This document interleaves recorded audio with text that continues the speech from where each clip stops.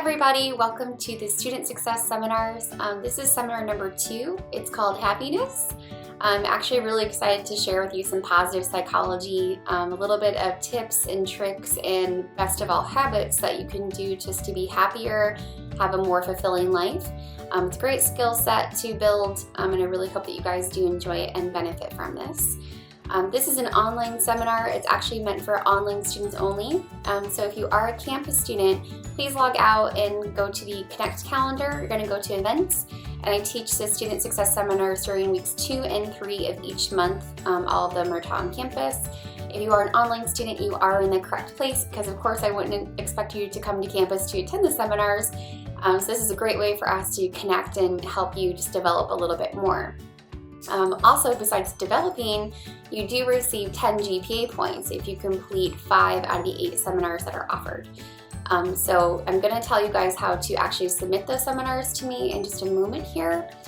If this is your first seminar you've ever done, this is great. It's a great seminar to start out with.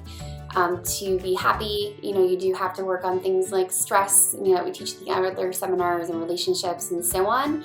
But you don't have to do them in any particular order. You can do number 2, 4, 5, and then 8, 7, 6. It doesn't matter. You can turn them all in at once, or you can turn them in as you go, and I will instruct you guys on where to turn them in at the end of the seminar as well. So without further ado, I am your host. My name is Amy Edwards. I work with the Student Success Department. I'm really happy to share this stuff with you guys. If you have any questions at all, I just wanted to introduce myself to you so you saw my face and knew I was a real person you could talk to about help. Please email me. My email is success@fulsa.com, and I'm actually going to flip off my webcam so I can show you guys the agenda, the slides, the film that I'm going to show you. But I will be back on in a little while to pop in and check on with you guys. So the learning outcomes and agenda for today is to find out what is happiness, not only scientifically, but what is it to you. We're going to watch a documentary called Happy, and we're going to do a presentation to tie everything together. To earn credit for the seminars, please type up your summaries in a Word document with your student name, number, the title, number 2, happiness, and then each paragraph will have a question, and then I will ask you very clearly what I want you to write about for each question. So example, number 1, please answer this question for your first paragraph. What is happiness? What is happiness to you? Now we're going to watch a film. You can go ahead and pause this if you'd like to write your question now, or you can write your paragraph after we watch the film called Happy. And I hope you guys enjoy it, and I will be right back after the film.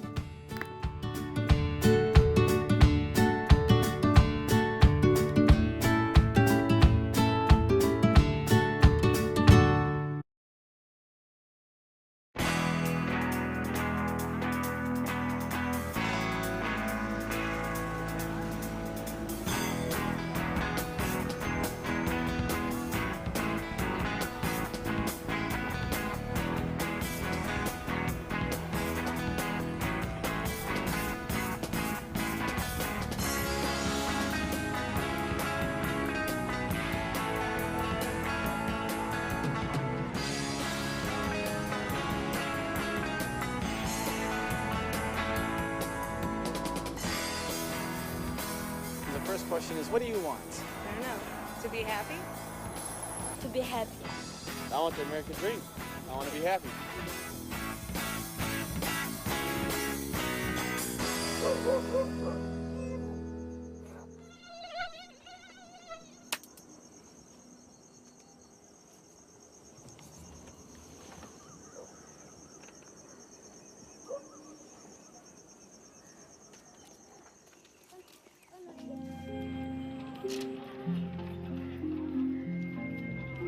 অনেকে গালাগালিও করে দেয় মাঝে সাঝে, যারা ধরুন একটু ডিমঝুম করে থাকে, হয়তো রিস্কায় উঠলো, তারা গালাগালি তার থেকে আর কি মারতে যাবো, আমি মারি, ঝগড়া করি না। কেন আজকে ঝগড়া করবো, আবার পরের দিন আমার রিস্কায় উঠবে না বলে ঝগড়া করে ঠিক আছে, দুটো গালাগালি করলো।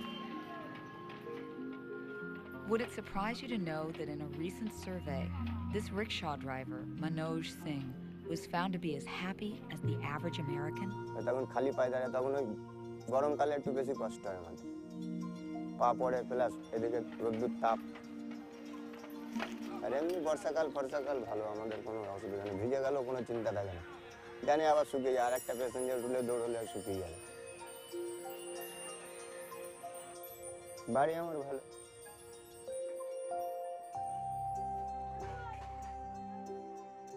বাড়িতে ভালো লাগে, একদিক দিয়ে এদিকে ফাঁকা, হাওয়াও আসে। বর্ষাকালে একটু কষ্ট হয়, ঝাপটা ঝুপটি চারিদিক দিয়ে মারে, তখন অসুবিধা, নাহলে এমনি প্লাস্টিক উপরে আছে, চার সাইডে প্লাস্টিক দেওয়া, প্লাস একদিকে জানলা আছে, ওই জানলাতে হাওয়া ভালোই আসে, ভালোই থাকি, খারাপ কিছু না। এই সকালবেলায় ফিরি যখন ওরা বসে থাকে ওই চার দোকান সামনেই, ওরা যখন মানে তাকায় রাস্তার দিকে যে বাবা এই আসবে, বাবা এই আসবে, তখন ওদেরও মন ভালো লাগে, প্লাস আমাকে যখন বাবা বলে ডাকে আমার মনটা আরো খুব খুশি হয় আর কি। ওই বাচ্চা কাচ্চা যখন ওই গরিব বলতে গেলে কি, বাচ্চা কাচ্চার মুখ দেখে তখন আমার বুকটা এত উঁচু হয়ে যায় যে আমার মতন কেউ বড় লোক নেই। হয়তো নুন ভাতি খাচ্ছি কিন্তু খুব আনন্দ হয় যে না কারোর সাথে ঝাঁটি নেই, কারোর সাথে এই যে মিলে রয়েছে আমাদের খুব আনন্দ হয়।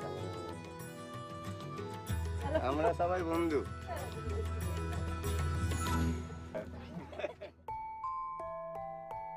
For hundreds, maybe even thousands of years, people have studied depression and psychological illness. The goal of psychologists was primarily to rid a patient of their problems. Recently, however, modern science has begun to look at how happiness works. What are the building blocks of a life that's not just free of illness, but one that flourishes with a deep and genuine happiness?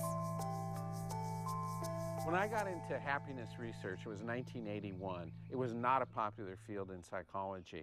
People thought it was flaky, that it was loose. A professor said to me, you can never measure happiness. Now, why they thought you could measure depression, which they were all doing, but you couldn't measure happiness, I'm not sure. And then in the 90s, people started getting interested in it, and now it's absolutely amazing how many people are interested. Magazine articles and books are being written about it. There's even a new field of science called positive psychology, which studies happiness. It became the most popular class at Harvard, with 1,000 kids showing up every week for a happiness class.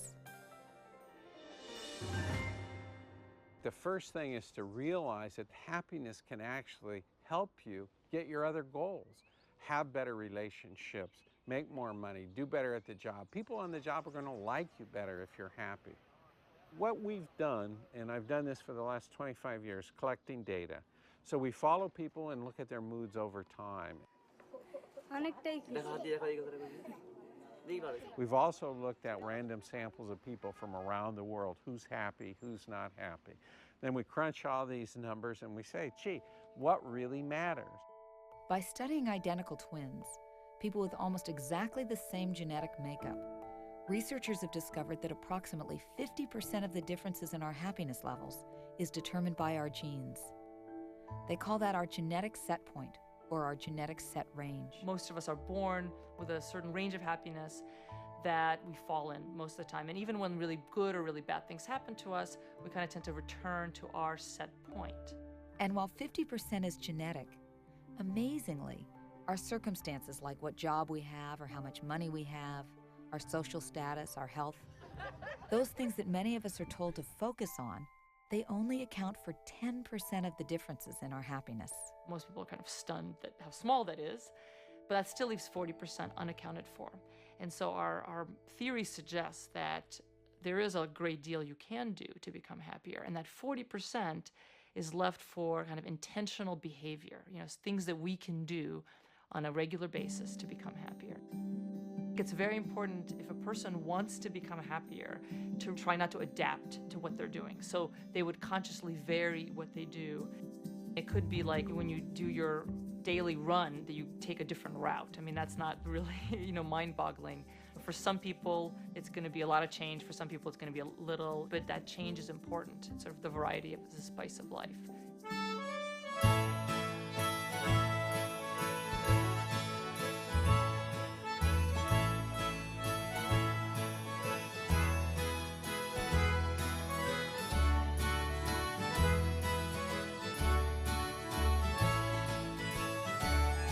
This is a paradise to me. That's why I love it so much. And then you don't know what you're gonna see. People, come for a tour. Well, what we gonna see? I don't know what you're gonna see, but we're gonna see something. Look right there. That's a crawfish eater. Look at that alligator on that big log. See it? I feel like a kid, man. And right where we at there, straight ahead, my house is right there across the levee. In the afternoon, sometime I'm kind of like down a little bit. I jump on my four-wheeler and I come park right there. My house is right there. And I watch these birds pass and just listen to the stillness.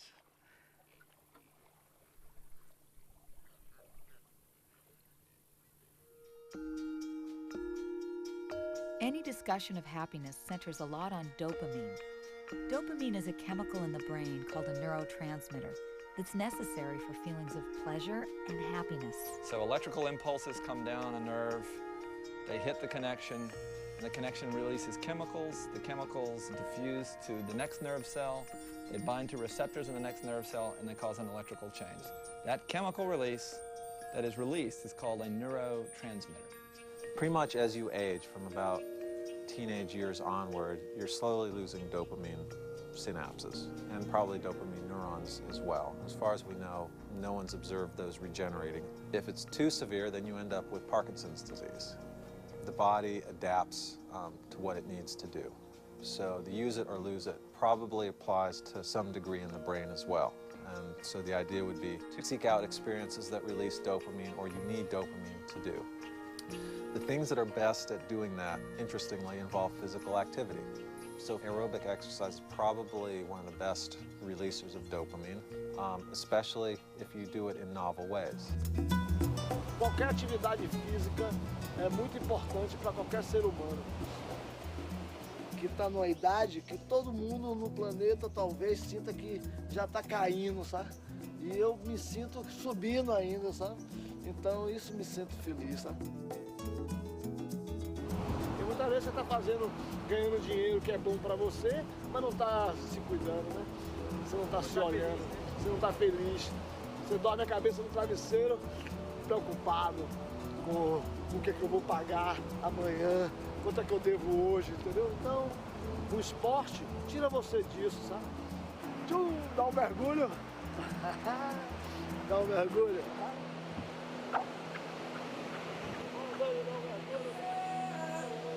Espiritual, religião. Meu surf para mim é religião, sabe? Eu surfo desde o tempo de 1966. Quer dizer, eu estou fazendo uns 41 anos de surf, então... Sente exatamente isso, essa harmonia com a natureza, esse entrosamento com a natureza.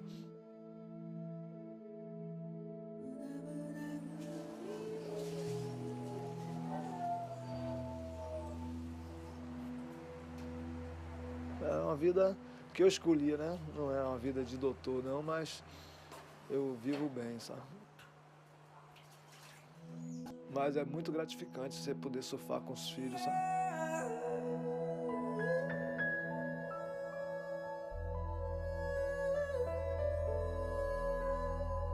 Para que eles nunca digam que eu não fiz o que eles gostaram de ser.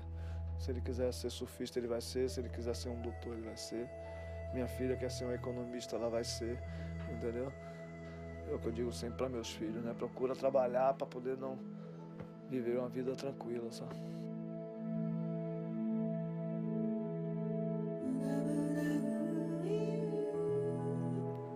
It turns out that there's another component of surfing and exercise that can increase your happiness. It's what an athlete would call being in the zone. I started studying people who were doing something very difficult and demanding for no good reason, no money, no status, nothing, but just because they like to do it. My understanding of what motivated these activities was not anything that came from outside, but it came from the activity itself. And I gave the name flow to this kind of synergy of different aspects of consciousness where you wish you could go forever because it feels that you are completely fulfilling something that you can do well and you can see it happening and you feel that nothing else matters.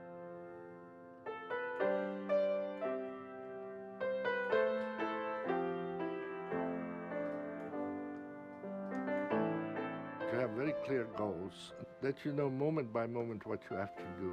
Like if you're singing or playing a musical instrument, you always know what notes or chords you want to play next, and you can hear whether you did it right or not. People in that situation feel in control, they forget their problems. Interestingly, they forget themselves, so that the kind of ego that we are always aware of in everyday life disappears. It builds over time a feeling that life is worth living. Flow can happen almost anywhere.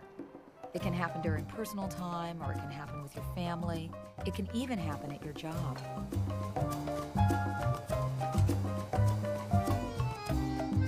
It's all in the rhythm. It's all in the, just keeping the rhythm going. I'm doing it 14 years. I love it. Don't want to go nowhere else. Why do you love it? It's like cooking. Always did. I got an order of hash browns all the way. Patty milk. That's the grill operator. The research is clear. People who experience flow on a regular basis are happier than those who don't. Much of what we believe about the causes and sources of happiness simply isn't true. People overestimate how much impact both good and bad events will have on them in the future. People believe that if good things happen, they're going to be ecstatic and that joy will last a very long time. In fact, they are ecstatic and the joy quickly dissipates. People believe that if bad things happen, losing a lover, losing a football game, losing a job, they will be devastated and devastated for a very long time. In fact, they are devastated for a very short time. In general, people do really good when things go really bad. Sounds like a country song, but it actually turns out to be true. What do you want out of life? To be successful, to be happy, and to live a long, healthy life. What's going to make you successful and happy? What will make you feel like you're successful and happy? Right now, money. Yeah, lots of money. We're told in our society that the way to be a competent person, the way to be a good person, is to make a lot of money. In the last 50 years, economic growth has gone up a lot. In America, for example, we're about twice as wealthy as we were 50 years ago. But nationally representative surveys of people's happiness show that happiness has remained stagnant. People aren't any happier than they were 50 years ago, even though they're living in a lot bigger houses, they have more cars. Anybody who says money doesn't buy happiness should go talk to somebody living under a bridge. But anybody who says money buys happiness should go talk to Bill Gates, okay? Neither of those things is actually true. When money buys you out of the burdens of homelessness, of not knowing where your next meal will come from, it changes your happiness dramatically. But once you have basic needs met, more money doesn't seem to buy more happiness. The difference in happiness between a person who earns $5,000 and $50,000 is dramatic. The difference in happiness between a person who earns $50,000 and $50 million is not dramatic. The idea goes back to this notion of the hedonic treadmill, which says that whatever level of wealth or material goods you have, you adapt to it and you'll always want more. That's what the hedonic treadmill is. That hedonic adaptation is one of the main enemies of happiness.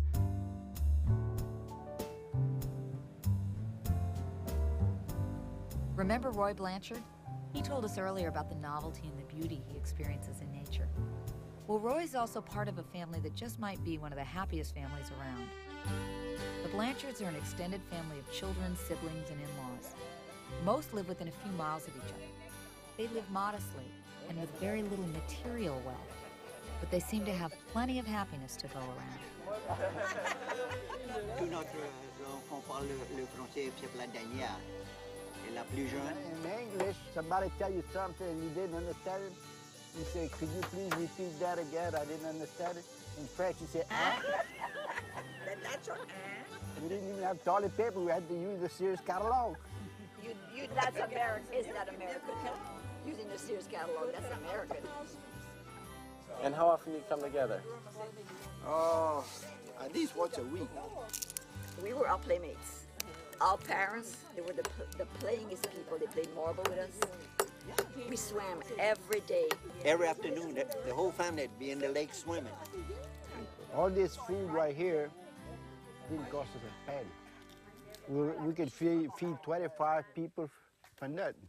If you got to buy all that, you almost got to be rich. But, you know, that's the way we live. We call it live off the land. And that one got good. Let's see, 1, 2, 3, 4, 5, 6, 7, 8, 9, 10, 11, 12, 13, 14, 15, 16, 17. Enough for one person. My daddy, he was a carpenter. Somebody needs something done, we just get together and we do it. The daddy built a lot of our houses. We didn't hire no plumbers and electricians. The family was able to put us a house together.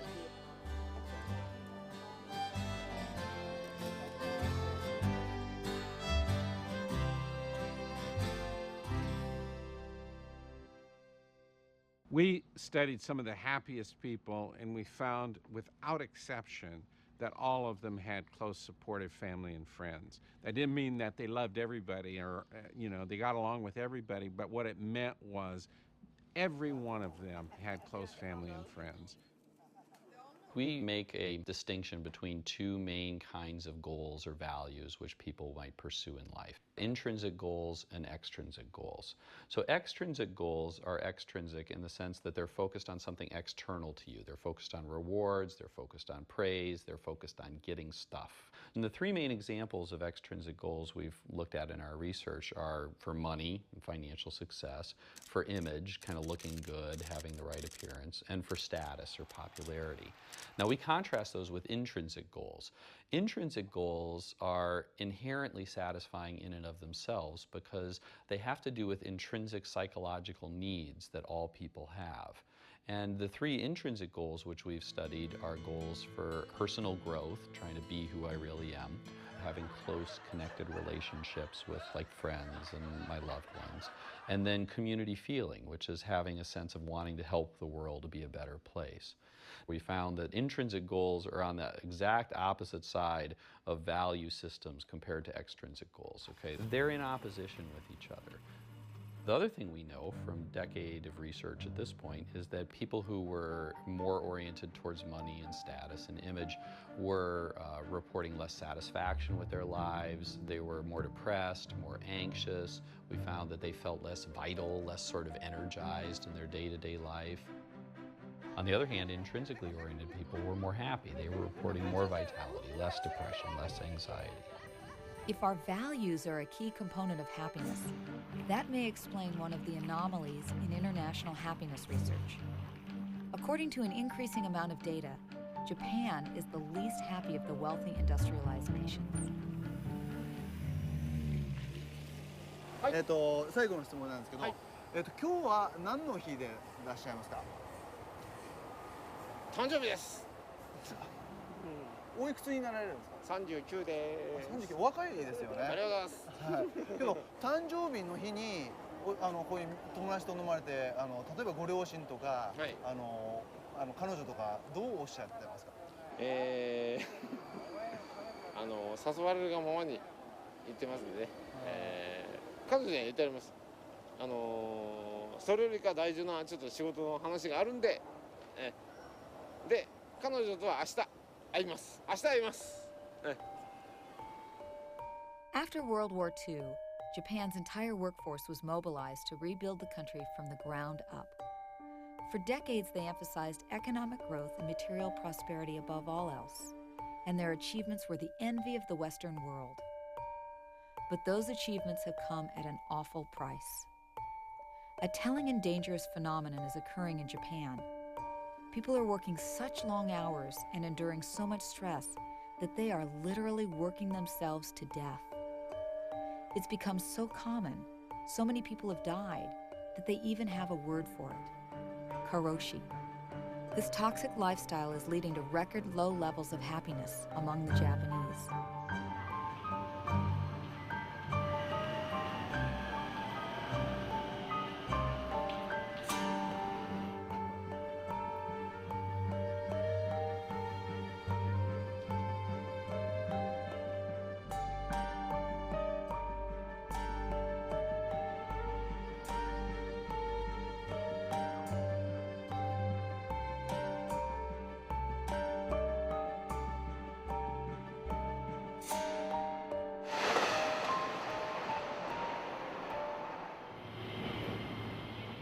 One small Asian country is taking a different path. Bhutan is a country with a fledgling economy, and one might expect it to follow economic policies that prioritize growth, as do most developing nations. What we saw was that in the pursuit of economic development, people and societies had lost their cultures, their environment, their social systems, and humanity was having problems. That's why Bhutan said, okay, this is not enough. GDP is not enough. Humanity needs a higher goal for development, and that is gross national happiness. What they're doing in Bhutan is, instead of trying to maximize gross national product, they're trying to maximize gross national happiness. They're trying to figure out what is it that's going to make our people happy. Not rich, but happy. We believe that this contentment, this happiness lies within the self, and there's no external source. The faster car, bigger house, more fashionable clothes is not going to give you that contentment. It might give you fleeting pleasure, but not contentment. Gross national happiness is the responsibility of the government to create an environment where citizens can pursue happiness. So let's say, for example, Bhutan has got lots of potential to dam up its valleys, sell hydroelectricity to India. But when they flood their valleys, they have to move people. When they flood their valleys, they lose their forest cover. They lose some of their sites of spiritual significance to them. So what they want to do is they want to balance these things. They want to think just not, oh, okay, dam this valley, sell this amount of hydro to India for this amount of money, GDP goes up. They want to look at it in a more textured approach. Gross national happiness is important that it makes us think about what we do, of ourselves as individuals, of society, of the world. Think rationally, think holistically, think spiritually. In terms of environment, our law says 60% of Bhutan must always be forest. In terms of culture, we have monasteries, we have schools to be protected by the state. We have rules on dress, language, architecture. So this is how the government is creating this environment. If we think about societies, the ultimate purpose of society should be to produce long and happy lives for its citizens. The people of Bhutan have only recently begun pursuing gross national happiness. And to know how successful they'll be, we'll have to wait and see. Another country in a different part of the world consistently ranks as the happiest country on earth. Denmark is known for its social equality and high standard of living. All Danes are provided free education through college and free health care for life. But Denmark's most unique and revealing quality is that it has more of its population living in what are called co-housing communities than in any other modern industrialized nation. In Danish co-housing communities, multiple families live on a plot of land, or even in a single building, where certain chores and benefits are shared by everyone. When I moved in here, I was newly divorced with 2 little children. I didn't have a work, so I was kind of isolated. If I had to move in a flat alone, I would go down. I would be depressed. I would isolate, and so I thought I had to find this place, and I found it. It was a miracle. I found it. We live 20 families together. The houses are close to each other. This is our house. We live 4 people here, and outside here I have a little extra room. It's like a place to grow flowers, but we use it as a living room. And this it's paintings my children made for me. There's an empty space up there. It's made for my children. Often ask me, and I say it's because I want to show you that we can put up more paintings. It's not finished. It's a working piece. And here is Juliane living, and she has a little animal, which is also a kind of symbol of our flat, our house, because it's a very tiny animal, and it has a very tiny cage to live in. But I used to tell them that this animal has more space than we have. 50 years ago, people in Denmark also lived in Copenhagen, lived in small flats, and they had a lot of children, and they had a nice childhood anyway. So it's like a big family. Yeah, also like a big family.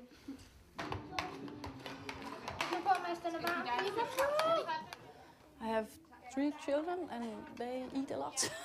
It helps me a lot to live in this community because we eat together nearly every evening. We cook 1 or 2 times a month each. It takes 4, maybe 5 hours.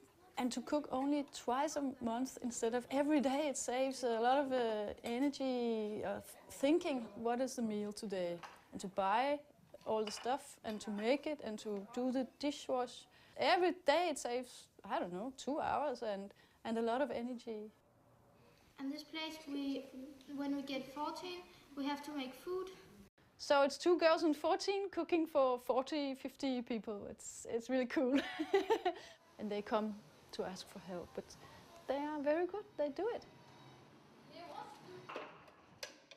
Everybody is talking about stress and the families with small children have stress because they come home from work, they have to buy, they have to cook. And when I come home and I have had my shower, and then I have 2 or 3 hours with my children. I like that these elder people living here because they are kind of grandmother and grandfather for my children. I feel they love my children as much as I do, and they are happy when they visit them and they come here and they get hugs from my children. And I feel it's a gift from me to my children to live here. So it was a miracle I found this place. It saved me kind of to find it because I needed to be surrounded by other grown-ups, not only my own very small children. I have lived here for 12 years now. I gladly take 12 years more.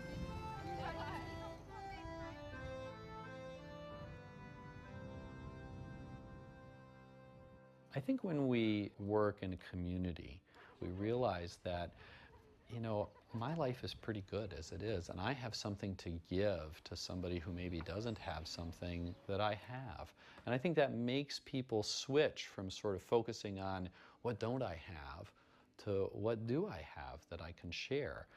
And that's a very powerful thing that we know from the research makes people happier. Happiness isn't just about feeling more blissful and content. Happy people tend to function better. They're more productive, they're healthier, and the research suggests they even live longer.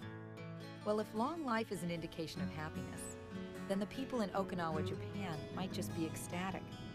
Because according to the Guinness Book of World Records, that's where a disproportionate number of the world's oldest people live. So despite the stress and unhappiness in other parts of Japan, the islanders of Okinawa have a different story to tell, one of longevity and happiness. 説明することできないですけどね、小木村がですね、長寿の村といってですね、宣言したのはですね、確かになんとか100歳人口比例ですね、100歳以上の方が世界一であるということですね。金も買ってるするといって非常に働いた。だからこんな気分。晩になったらまたね、晩になったら晩酌。少しやったら非常にぐっすり眠る。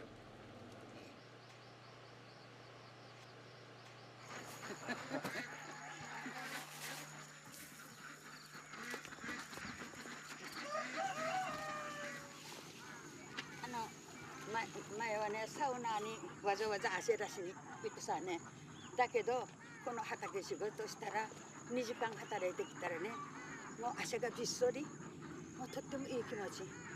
もう汗がびっそりだからすぐお風呂入って朝ごはん食べてまた洗濯やったり。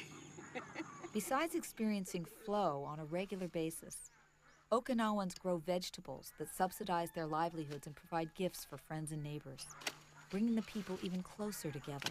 自分が作ったのはもう本当に美味しい。全然総力何もしないから。気持ちのせいかね、もう自分たちで作ったのが美味しい。幸せです。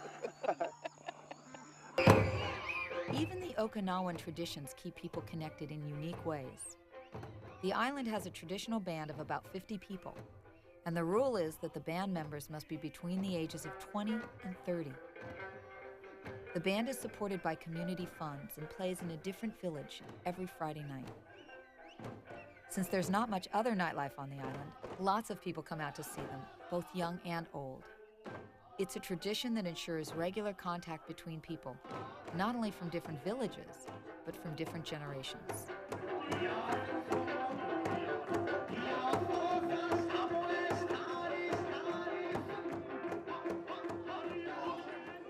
The Okinawan elders gather each afternoon to have tea and talk about the day at a local community center. And though now housed in a modern building, it's been a staple in Okinawan society as long as people there can remember.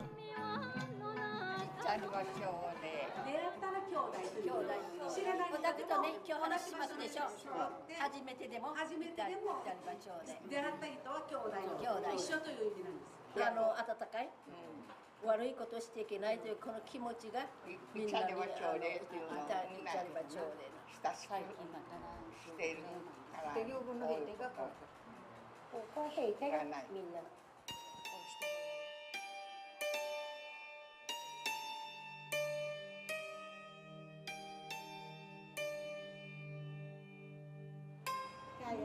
私はね戦争未亡人だけど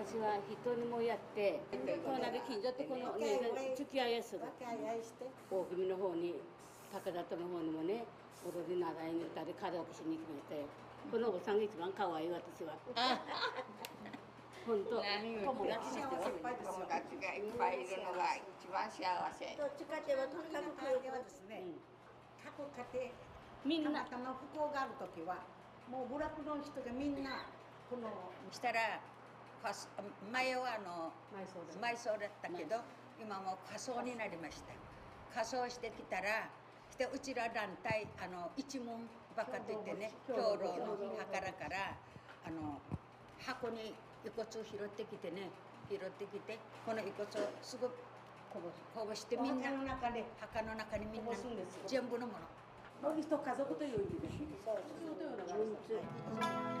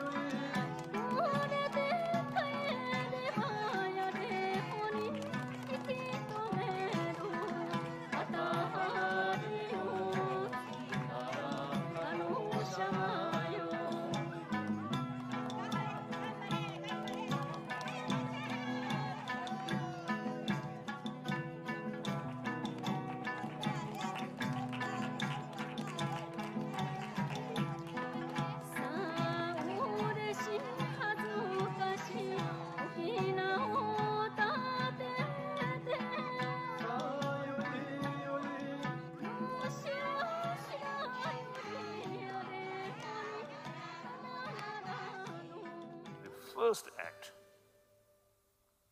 after birth is relying on mother and sucking milk. At that time, no idea who is that person.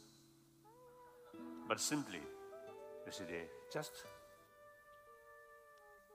the mother side also, tremendous sense of care, affection, compassion.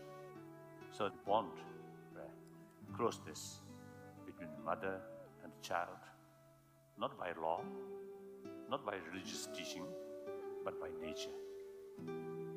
Compassion from birth in our blood. These are there, not only at the beginning, but a whole life.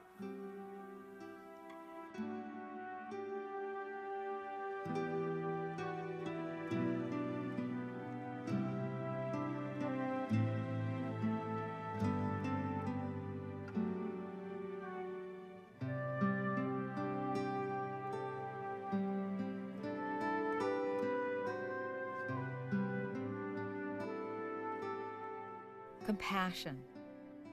Richard Davidson told us that people who do a specific form of meditation on compassion and loving kindness can increase their happiness levels to a greater extent and for longer periods of time, even than people taking powerful antidepressant medications. There are specific meditation practices that have been around for more than 2,500 years, which are explicitly designed to cultivate qualities like compassion and loving kindness.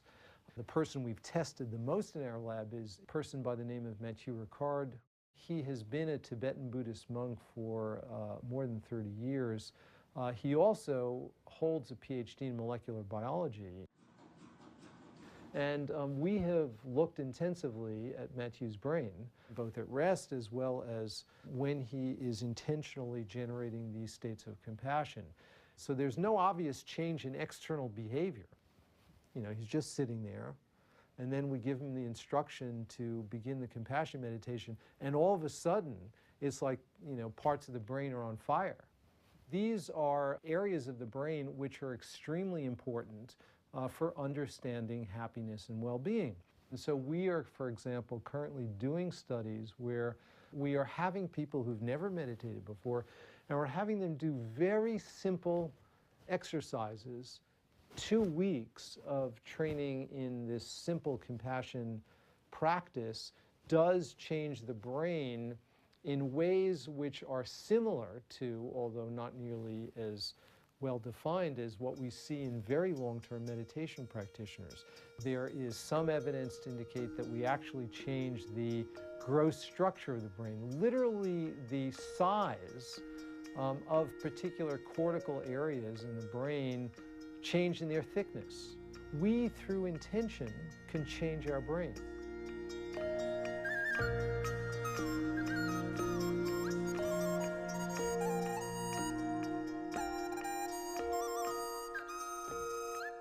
We ask people to count their blessings on a regular basis. Say every Sunday night you sit down, you write down 5 things for which you're grateful and kind of try to contemplate that. And we found that the students who counted their blessings once a week, every Sunday night, became happier. A couple studies we did, we asked people to commit acts of kindness on a regular basis. You know, they're going out and they're putting change in parking meters, and they're, you know, helping their friend with homework, or was visiting someone in the nursing home, or, you know, really doing real, you know, concrete behaviors. And it seems to me from our experience that the acts of kindness so far have been the most effective.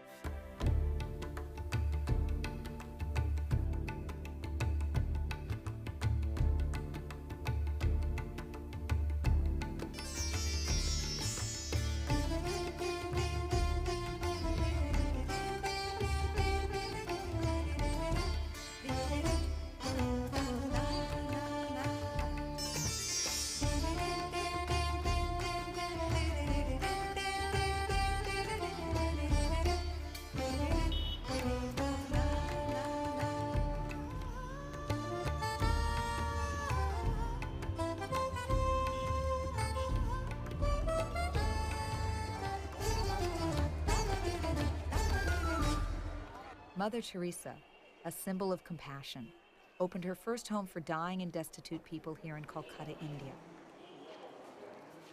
Andy Wimmer is a volunteer at the home. I was a bank and computer manager for many years, and a quite ambitious fellow.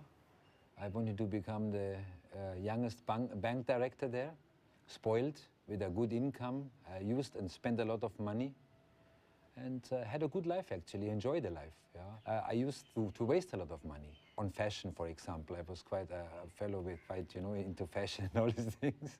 But it is not important anymore. I always felt that there is more in this life, you know, than just going to the bank and having a good salary and having a good career and maybe a wife and children, and that's it. It can't be. Life is such a precious and beautiful thing. There should be some more, you know. I met someone who worked in the home for the dying, and he said, I show you that place, and if you like feeling helping us, then you're welcome. My life has a meaning. You have someone, a dying man in front of you, a dying young man, and he asks for a glass of water. It is very little, but it's so important to give him this glass of water. It's such a symbolic act even, you know. I got this life. I get my parents, my friends. I was never really sick. I had always enough food to eat. I am the first one in my generations which never experienced a war. For me, my life is like a loan given from God, and I will give this loan back, but with interest. And that's what we do. You serve your brother in front of you who is in need, and it gives yourself a fulfilled, happy life. Perfect, no?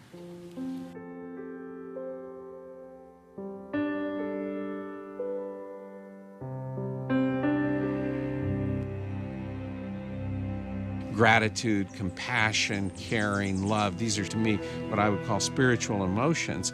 And they make you think of things bigger than yourself. If you only seek your own happiness, it can be kind of a selfish thing.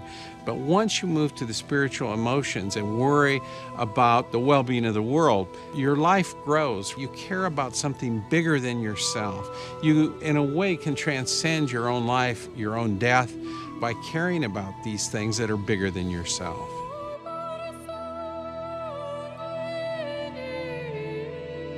If each of us even spent a smidgen of time each day actually practicing to cultivate happiness and also to cultivate other virtuous qualities like compassion and altruism, the world would really be a better place, and we'd all be transforming our brains in very positive ways.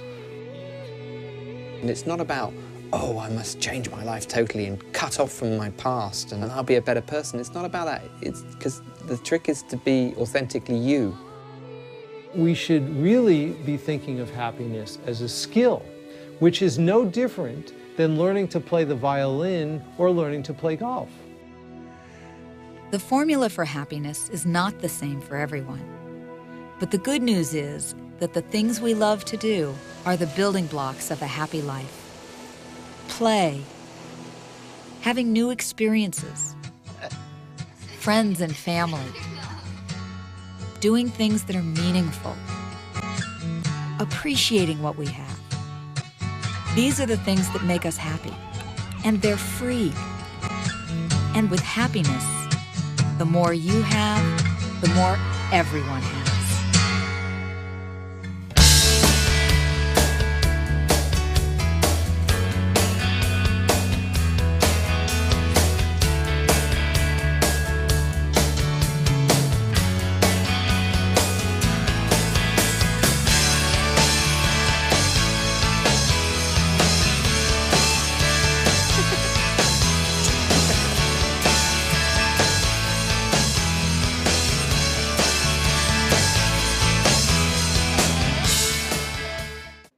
Everybody, welcome back. You just saw what everyone's personal interview, what happiness is to them in our film. I'm sure you picked out a couple of places you'd really like to move to. But what is your idea of happiness where you live in your life here? Is it money? Is it fame? Maybe it's when the Cubs win the World Series or when your cat curls up in your lap. Or maybe it's just that you look around at everything we have. We have so many things. We have a little square device in our pocket called a smartphone where we have knowledge of the entire world at our fingertips. Maybe you've never been hungry before. You've always had enough food to eat. Maybe you have friends and family, loved ones as someone in your life that you're happy to see every day, and you're happy with all that you have. So let's back up a minute. Just think for a second about how in 384 to 322 BC, Aristotle concluded, more than anything else, men and women seek happiness. So this is not a newly sought after emotion, guys. We have wanted to be happy for thousands of years. People think they need to go out and improve or buy something to become happy, but beauty and money and power is valued only because we expect that it will make us happy. A lot has changed since Aristotle's time, but just some things really haven't. Our understanding of the worlds of stars and atoms has expanded beyond belief. Even when I was a kid, there were 5 different flavors of Pop-Tarts. Now there's over 87 different flavors. Just what wonders will the world think of next? And yet, on the most important issue in all of our lives, which is happiness, not a lot has changed over the centuries. We don't really understand on a day-to-day level basis what happiness is, really any better than Aristotle did. And for learning over the centuries how to obtain this, we could argue that we've made a lot of progress in things like Pop-Tarts and medicine and technology, but we haven't made a lot of progress in how to achieve happiness. It's because in the past we had to survive, and now we're thriving. We have everything we need. Now we want things that we just simply want. A study of happiness has always been a curiosity to us because it's our most valued emotion, and rightfully so. It should be the most studied thing in life since it is our most valued emotion. The study of happiness classifies our level of happiness in 3 ways: positive effect, negative effect, and life evaluation, which is overall life satisfaction. The science behind emotions associated with happiness that we do have, and studies that we are and have been doing, are just moving all of humanity towards a more comprehensive understanding of what it means to actually live a good life. A life full of purpose and meaning, in Aristotle's words. Or if you like the new modern day t-shirt company, life is good. An obsession with negative emotion, human dysfunction, and weaknesses just really only contributes to our insights of what we used to focus on and what is just no longer important. Sometimes it's easier because we do languish on the negative, like we just talked about, to first focus on what happiness is not. Sometimes in science, if you can't easily find a solution, you can do a process of elimination like this. An easier question might be then, what isn't happiness? So happiness is not feeling good or hunky-dory all the time, kind of like Pleasantville. What goes up must come down. You can't have the sweet without the bitter. We've all heard that before. Furthermore, when you ask people what makes their lives worth living, they rarely say anything about their mood. They're more likely to cite things that they find meaningful, such as their work or relationships. And recent research even suggests that if you focus too much on trying to feel good all the time, you'll actually undermine your ability to feel good at all. So in other words, no amount of feeling good will be satisfying to you, since what you expect all the time isn't physically possible for most people, if not all people on the planet. I don't know about you, but I'm a pretty happy person, and I certainly don't think that I feel good all the time. And if I had those expectations about myself to feel good 100% of the day, I would let myself down with disappointment, and that would have a very negative effect on me because it's just not sustainable. Happiness is not being rich or affording everything you could ever possibly want. While living below the poverty line certainly makes it hard to be happy, beyond that, money doesn't appear to buy happiness. Imagine you unexpectedly get a $10,000 year raise. That's really exciting, $10,000. While you would certainly be excited in the short term, it would only be a matter of time before your expectations change to fit your new budget. Before you know it, you're just as happy as you were before the raise. And this holds true for new houses, new cars, new gadgets, all of the other material goods that people spend so much time pining for, because we all adjust to what we expect. The only exception to this rule, and pay attention because this is important, is when you spend your money on experiences with other people. So if you took that extra $10,000 a year and you spend it on some weekend getaway trip to some new and exciting place with your friends or family, then you might be happier. However, this is rarely how people choose to spend their money. I'm sure glad I didn't have any money in my 20s because this is not how I would have spent my money. I would have probably spent it on fashion and clothes and disposable things and iPhones. Whereas now I really value spending time with family and just time in general and traveling. If you're living on the streets, money means a lot to increasing your happiness. When it can buy you out of the burdens of living under a bridge, sleeping on your buddy's food time, being homeless, and having a home certainly makes a difference. However, $75,000 is scientifically proven to be a pretty good place to aim for. Economists say that your happiness levels rise with your yearly income up to this amount. Salaries above $75,000 have no impact on our day-to-day feelings of happiness, although they do improve our overall satisfaction with our lives. More money might not make us as happy as we expect because we get used to having more money, and then gratitude goes out the window. We end up wanting more. The hedonic treadmill, we'll talk about that in a little bit, and we saw that in the film. There's always that carrot, and people choose to live beyond their means all the time. Even if we earn a lot, we're likely to compare ourselves to others who make even more money than we do and have more. Society rubs it in our face over and over and over again. And finally, happiness is not a final destination. If a group of friends set out to climb Mount Everest, and have you ever seen the amount of work that this takes to do this? Go watch Everest. It's amazing. When they finally get to the top, they started screaming and celebrating and popping champagne, and then they just stood there until one of them finally said, "Well, that was fun. Let's go back down." So achieving your dream is never about the destination. It's about the journey. Truly it is. People think that you have dreams and once you get there, it will be a magical place. But the only way to really achieve your dreams is to enjoy the whole journey. Celebrate the whole way. I know that sounds corny, but some people just wait too long to celebrate. The old adage, "Are we there yet?" is often applied to discussions of happiness, as if a person walks through life towards happiness and one day just arrives.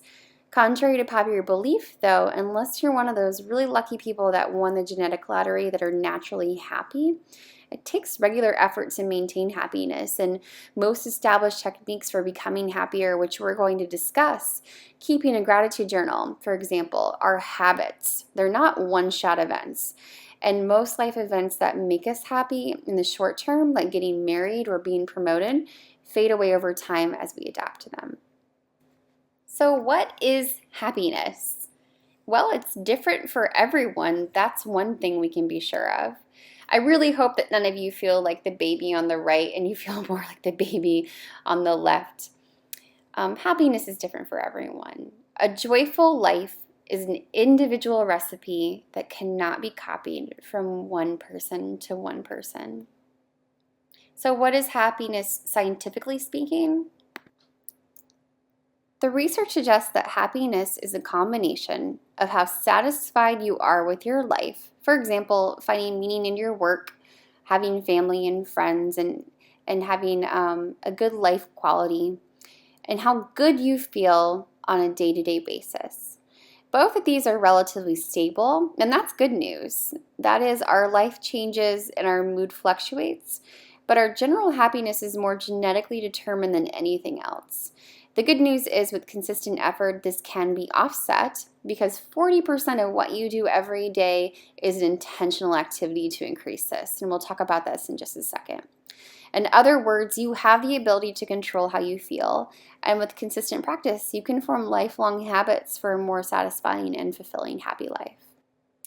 I'm not going to go really deep into overview of positive psychology. I did put a little bit of the history on this slide for you. If you were interested in knowing where it came from and the dates and who started it. I'm more interested in looking at that chart in the bottom of this slide. So this is important. We used to think of our life circumstances as predicting our happiness, such as if we're born to a rich area or a rich family or born to a impoverished area or poverty family. But clearly, from the poorest regions in the world in this film, we see that's just not the case. 50% of our happiness is genetic, while only 10% is circumstances. I don't know how many of you were surprised by that. I was certainly surprised the first time I ever heard that in research. I always thought that happiness depended on where I was born or what kind of life I started with. That leaves a huge slice of the pie. 40% of intentional activity that we can do to increase our happiness every day. That's really good news. That's great news for everybody because that means that we have a lot of work to do. And here's just a little bit more information if you are really interested in positive psychology. It just kind of really points out that we as humans really enjoy studying and focusing on when things go bad and when things are wrong. Obviously, there have been very, very many articles posted on anger, 58,000 on anxiety, 71,000 on depression, and only 850 on joy, 3,000 on happiness, and 5,700 on life satisfaction. These are always being updated, but I just wanted to point out how much we actually do need to really focus on that 40% of intentional activity and the things that are working and we can improve on. So let's focus on some of those intentional activity examples and recap on what it means to live a good life. First of all, we can start to rethink success. Aspire to the right goals. Many people think that a bigger house or a more expensive car or fancier wardrobe will make them happier. It might at the moment, but this contentment is always fleeting. Instead of pursuing intrinsic goals like money and status and power, try to focus on the bigger picture. For example, if you're in the gaming industry, maybe you would want to make a game that would help a disabled kid learn. Maybe make music that's going to inspire someone to be a great dancer. Inspire, make beauty, make the world a better place. Find purpose and strive for that personal growth and for your own growth too. Prioritize helping others. Your happiness isn't just about you. Donate to charity. Put it in your budget to donate to charity and give to people in need. There are always going to be people out there that don't have things that you do have, and you're going to find you have something to give. Physically go out there and do things. Next time you're in line for coffee, maybe instead of getting that double mocha frappe, extra shot, extra sugar, extra whipped cream on top, maybe just get a simpler coffee and buy the person behind you a coffee.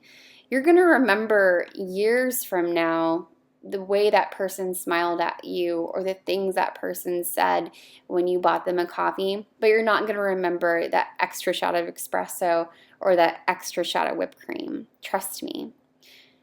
So express gratitude. We saw in this film his home only had 3 walls and was missing an entire side. But he looked at that and he spoke about that as a very positive thing, that it had an extra window, that it let light in, that a breeze could come in with that. None of us would ever think that when you look at that picture right now at that house. But that is what expressing gratitude is all about. If you cannot think of anything to be grateful for, look at this house, and I promise you will be inspired to think of something. So here's your paragraph 2 homework. For paragraph number 2 for your essay questions, you're going to write down 5 things you are grateful for. You can tell me about it, you can explain, or you can simply just list the 5 things that you're grateful for. It may be something you're grateful for in general or something you're grateful for today. This helps you to appreciate what you already have rather than fixating on what you don't have. And you're going to find out that you have so much to be thankful for.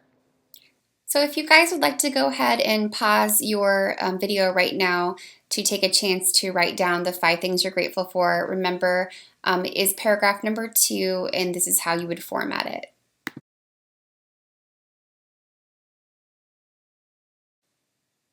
Hey guys, in addition to doing the assignment to write down the 5 things that you're grateful for, I also want to just kind of introduce and maybe give you this skill and this habit. I keep a gratitude journal. It's just a regular journal that someone gave to me for Christmas. There's nothing special about it, but what's special about it is what I put into it. So I do write down pretty consistently, not every day, but maybe a few times a week. Sometimes I do it every day. I do write down 5 things that I'm grateful for that day. And all I do is just put like a little sticky note on the front, just to make it, personal and remind me, keep it on my desk at work. I do it on bad days. I do it on good days. I try to do it all the time. So if you really like writing down the things you're grateful for, put things in perspective for you, please try this out. And always keep moving and just have fun doing novelty activities. Even if you're playing Pokemon Go with friends or running a 5K, researcher Dan Gilbert says that when we're actually resting and idle, we're the least happiest, and when we're active and doing something, we're happier. Invest in your community. Look up your local community center and find ways you can actually become more involved, even if it's just attending or supporting a local community annual event or festival. And one of the most important things is to find your flow. Find something you enjoy doing and get lost in it. A book, exercise, painting, music, etc. Flow is when you are in the zone or you're completely lost in what you're doing. Sleep is annoying. Food doesn't matter. You just want to do what you do. We saw in the video, Ronaldo, the free spirit from Brazil, talked about finding flow in surfing. Riding the waves allows him to be present, and it keeps him from just worrying about the small stuff in life.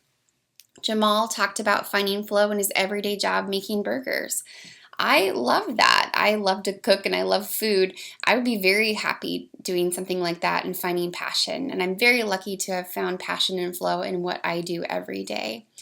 To love something so much that you are almost become a part of it. Isn't that something that we all want and have found in the things that we're studying and doing here at Full Sail? Grab that and hold on to it for dear life and throw yourself into the things that you find flow in. Have new experiences and cultivate your passion. Travel somewhere new that you've never been. Go to a new restaurant you've never eaten at. Use passion to find meaning in your life. People find meaning through a fulfilling career, raising kids, through spirituality and religion, or pursuing goals that just align with their core values. Whatever that is to you, do it with passion and do new things often. Eat well and sleep lots. That can be pretty tricky when you're trying to balance your work and family and school and still manage to eat and sleep well. But you have to at least make some type of effort. Sleep isn't something that you can do at the end of the day when everything else is done. You have to actually even make yourself put in your calendar time to sleep. Okinawa has the most 100-year-olds per capita in the world, and they obviously eat very well and they go to bed early, which contributes to a long and happy life. Be resilient. When life knocks you down, you just have to get back up. And how resilient you are is going to make a huge difference in your life. You can nurture relationships just by surrounding yourself with friends and family. We saw this with the families in Denmark and Louisiana in the film. And if you didn't move to campus away from your home and family, most of you taking online classes right now might live with your family or have family and friends that live nearby. And that kind of makes you rich in a sense. I want to have you try something. I'm going to give this to you as a challenge, but this isn't necessarily homework, though I'd love to hear about it if you do include this in your summaries. This is optional. The next time you're at the dinner table with your friends or family, or the next time you call someone that you know, ask them to tell you something good that happened to them today or in the last week. Ask them what's the biggest highlight of the day or of the week. Go around at the dinner table and take turns sharing if you're eating dinner together. This will ultimately change the mood at the table or your phone conversation, and it will turn into such a rich conversation. I used to do this at work with a team where we did this every Monday, and we really bonded over a course of time where we shared our lows and highs with each other. The relationships you share in this bonding experience are genuine and priceless. Just try it. If you do try it, again, please let me know how your experience went in your summaries below, or incorporate this as a habit that your family does every single week when they gather. I can't believe you could have a heart failure just from being sad. I mean, how are you supposed to treat that? He's coding. Get me a box of kittens, stat!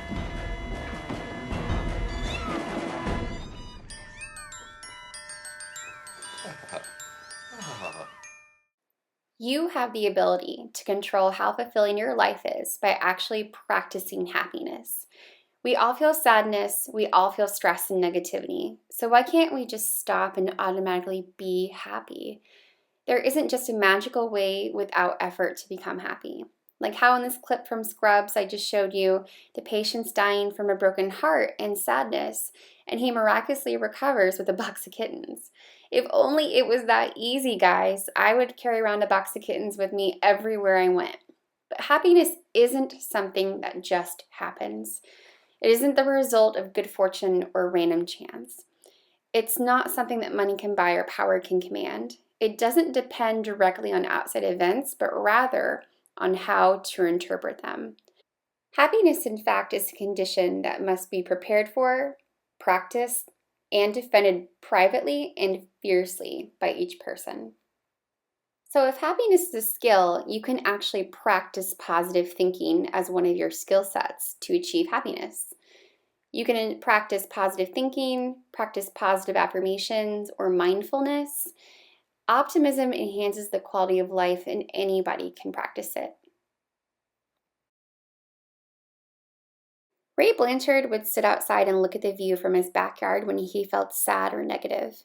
By all means, please go outside as much as possible to relax and renew nature. But what happens when you're waiting in the line at the grocery store and the cashier is typing in dozens of coupons in front of you? Her printer breaks and the person behind you bumps into the back of your leg with her cart while her children are screaming behind you.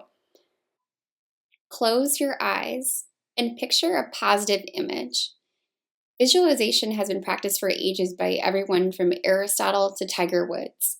There are different names for visualization, such as guided imagery, neurolinguistic programming, and autogenetic training. By whatever name everybody does it, it's called worrying. When you worry, you are either playing a tape of what happened in the past or imagining the future. These images have psychological consequences. Visualization works best if you engage in all 5 senses mentally. If you can imagine seeing, hearing, touching, or smelling and feeling in your imagination, it's a much more powerful experience and it paints a much more powerful scene for you visually. So close your eyes. Picture yourself lying on the soft, powdery sand of a secluded beach. Feel the warmth of the sun. Hear the waves. Smell the sea air and the cocoa butter in your suntan lotion. You get the picture, right? This is something you can easily practice. And I like to think about the sky and the clouds on a nice sunny day with the nice weather, because that's something that you can appreciate pretty much every day when you walk outside on most good weather days. But Miss Edwards, I'm just too busy to make happiness and practicing happiness a priority in my life. I hear this all the time from students, from faculty, from staff, from friends, from family. Some of you may be feeling a lot like Jimmy here on the left-hand side of the picture. I really hope none of you feel as bad as the man on the right-hand side of the picture. There is a word for that in Japan. It's called karoshi. We all multitask and we are all so busy. I wouldn't be surprised right now if you're multitasking as we speak, but there is a balance between school and your life that you need to individually find out to make you happy. So I'm going to pull away from the lesson in the movie for just a minute to address something that affects a big majority of our happiness for all online students. The fact is that you may be asking yourself, how am I going to make happiness a priority because I'm so busy and my life is so chaotic? A lot of us are on our phone, our iPad, computer for a large portion of the day, especially all of you as online students. Being busy and online doesn't have to be a bad thing, guys. Millennials have been told being on your phone is bad for your stress and health. Well, yeah, if you have your phone out on a date or when you visit your family for the first time in months, you all just sit around on your phones at dinner, then yes, it is bad for your health when you use it in a negative way. 52% of Americans check their email before and after work, and even on sick days at home. This can actually lead to more stress, leading to more burnout, and leading to actually taking more sick days. But being busy, particularly if we're busy with the right things, can be great for overall happiness. But juggling conflicting commitments, managing stress in multiple directions, and generally running on empty can really dampen your mood. So capitalize on the good things about being busy. Capitalize on the good things about being on your devices and having so much of this technology at our fingertips. It's actually a good thing. A busy schedule means there are a lot of opportunities right in front of us to enhance the quality of our lives. Not everyone has time to cook or hike or go outside or take a vacation. However, if you look down at your desk right now in front of you, it might look a lot like this picture shown here. So what are we going to do about that? I don't know about you guys, but I am in absolute awe by the internet. We are so blessed to have it. At least 80% of American adults are online, and 58% of American adults own a smartphone. So we carry online social access with us pretty much everywhere, literally. Some of you may feel the negative effects of online, but there is a ton of good out there. There's a community of people online that are just plain optimists. You just have to know where to look and to not ignore the good when you see it and only focus on the bad. 90% of online users see the internet has been a good thing for them personally, and 56% of internet users say they have seen an online group come together to help a person or community feel better or solve a big problem. Remember when no one showed up to his 6-year-old autistic boy's birthday party and his mom posted a very emotional message on Facebook, and complete strangers just responded with gifts and messages that just uplifted that family, probably changed that little boy's life forever? Or when a Georgia police officer was in dire need of a kidney transplant and his daughters posted a picture of them holding up a sign that read, "Our daddy needs a kidney," a plea that actually turned into a perfect match. Or the ALS Bucket Challenge that raised so much awareness and money. This video of a son who recorded a secret dating video for his awesome mom. It's called Looking for Adam, by the way. There's GoFundMe pages, videos, and Facebook Live posts of people just celebrating life.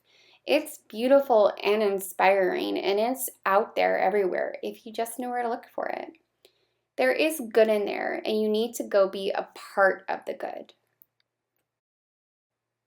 Back to the demands of our online life, we just talked about how we can do just little positive things to capitalize on our time online. No matter what you're doing in your life, try to capitalize on your busy schedule right now. This is a big question that I really want to ask you to internally think about, and maybe can make some big changes in your life if you really discover there's something that you used to do that you no longer do. So my question is, do we get exhausted because of all that we are doing, or because of something in life we are not doing?